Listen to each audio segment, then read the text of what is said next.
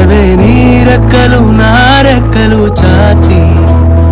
ఓదమీ దిక్కులు ఆ చుక్కలు దాటి పరువంలో రాదారి ఆకాశం అయిందే పై పైకెళ్ళాలన్నదే చకోరి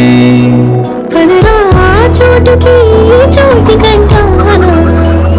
నీతో ఏ చోటికైనా వెంటనే రానా చకోరి పందెములో